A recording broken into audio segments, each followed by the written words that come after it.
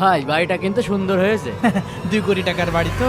আব্বা তুমি এখন ওখানে বসে রয়েছো, দেখছো না মেহমান এসেছে? নাস্তা নাশা লাগবে না? তাড়াতাড়ি যাও। যাচ্ছি বাবা যাচ্ছি। তাড়াতাড়ি আসবা কিন্তু, খালি খাই দাই আর ঘুম পারে, অতিষ্ঠ হয়ে গেলাম। এই লোকটা তোর বাবা হয়? হ্যাঁ আব্বা হয়। জামা কাপড়ের অবস্থা দেখে মনে হচ্ছিল চাকর, একদম চাকরের মতোই বসে আছে। আরে চাকরের মতো থাকবে না তো কেমন থাকবে? এই বাড়ি আমার, ইনকাম করিও আমি, আমার বাড়িতেই খাচ্ছে, 2-4টা কাজ করে দেবে না, চাকরের মতো থাকবে না তো কেমন থাকবে? আর তুই অত ভাবিস নে, নাস্তা নিয়ে আসুক, নাস্তা কর। বুঝলাম না আসতে তো দেরি করছে কেন? আরে চলে আসবি নি। হয়তো চলে এসেছে। বাবা কি ব্যাপার, তোমার হাতে বিস্কুট কই আর আমার টাকা কোথায়? আজকে খবরদার আবার ওই নাটক করবা না, বলবা না যে টাকা হারায় গেছে। বাবা আমি যখন নাস্তা নিয়ে আসতে যাচ্ছিলাম বুকটার ভিতরে ধরফড় করছে। আহ!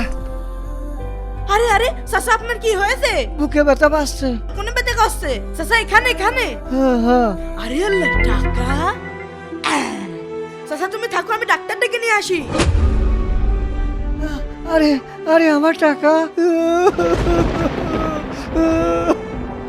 তোমার এসব কোনো কাহিনীতে আমি বিশ্বাস করি না, হয় আমার টাকা দিবা না হলে বাড়ি থেকে বের হয়ে যাবা। না বাবা এমন করিস না। থাম, বাবার সাথে কেউ এরকম আচরণ করে? তুই শুধু টাকা পয়সার দিক থেকেই ধনী হয়েছিস, অন্তরের দিক থেকে ধনী হসনি। তা না হলে নিজের বাবাকে কেউ এইভাবে রাখে? চাচা আজকে থেকে আপনাকে এর সাথে থাকতে হবে না, আজকে থেকে আপনি আমার বাড়িতে থাকবেন। ঠিক আছে যা, নিয়ে যা। আসুন।